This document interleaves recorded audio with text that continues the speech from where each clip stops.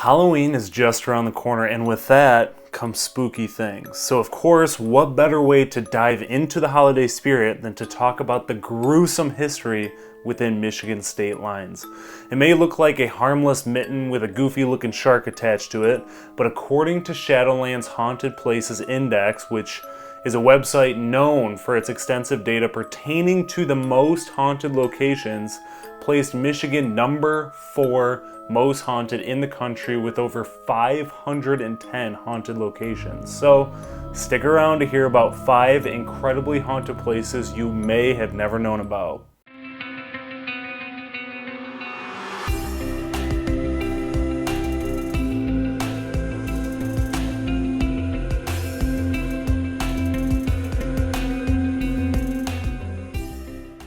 What's going on, everyone? Andrew McManaman here, a licensed real estate professional in the great state of Michigan, and in today's video I'm going to touch on 5 incredibly haunted places in Michigan that you may have never heard of. But before I do, did you know that Mackinac Island is considered the most haunted U.S. town per capita? As you can tell by the title, this is part 2, so hit the link in the description to listen or watch part 1 where I go over how haunted Mackinac Island truly is.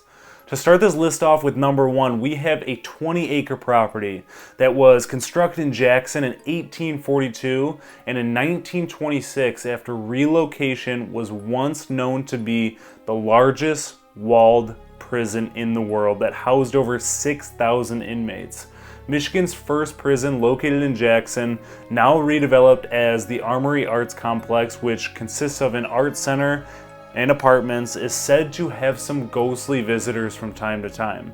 As a 1952 riot that broke out due to poor medical care and brutality, it resulted in guards being held hostage and demands for reform. Jumping to number 2, this incredibly haunted place located in Westland has actually become a new haunted attraction as of late, which, based on its eerie past, is a little freaky.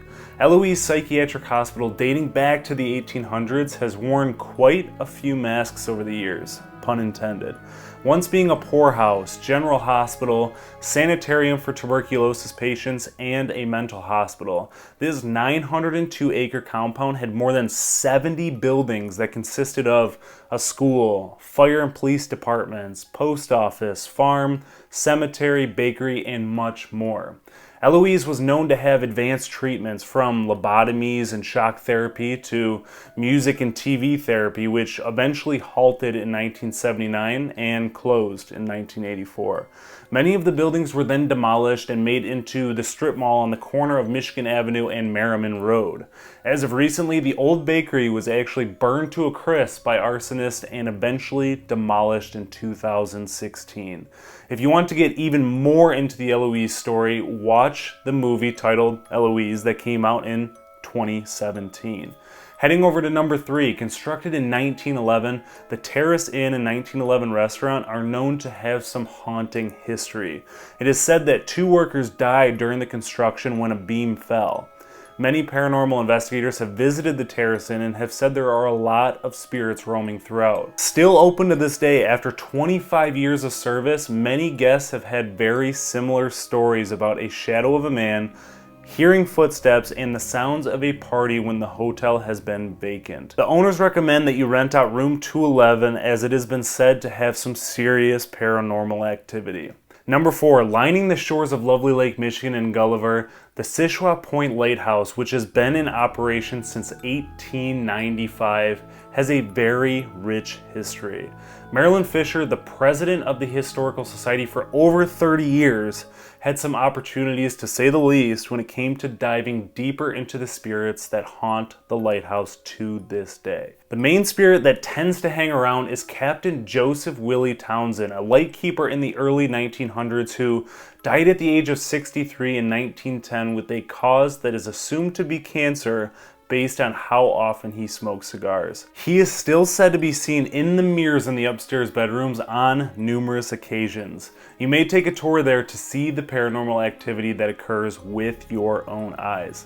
Last but not least, number 5, built in the 1900s as a place with one intended purpose that was actually known to have the wrong intentions, and rough reputation. The Holy Family Orphanage in Marquette was meant to help white children who abandoned their families or lost their parents, and it turned into an overflow for some of the nearby orphanages where 8 nuns came into control of 60 Native American children that were taken from their families in an effort to assimilate Native culture in society.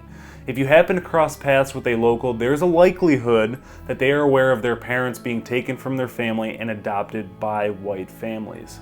After allegations of continued abuse from the nuns, former children of the orphanage refused to give any insight into their stay, which is most certainly understandable. It is said that a little girl got lost outside during a snowstorm, which quickly developed pneumonia and killed the child.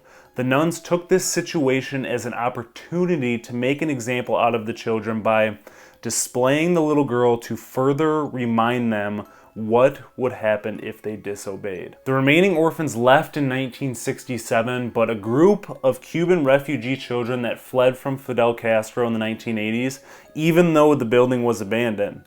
As of 2017, the whole place was remodeled into 56 apartments with a view of Lake Superior, which is known today as the Grand View Apartments. Some current residents have reported hearing disembodied voices and the sounds of children crying and items being moved without explanation. So that's a little creepy. The pressing question is, have you been to anywhere haunted in Michigan? If so, drop your experiences in the comments below. If you can't get enough of the haunted history in Michigan, be sure to hit the link in the description to see part 1 as well. Thank you for taking the time to watch this week's video. If you enjoyed it, please hit the subscribe button, tap the bell to be notified every single time I come out with a new video, and please give it a thumbs up. I'll see everyone in the next one.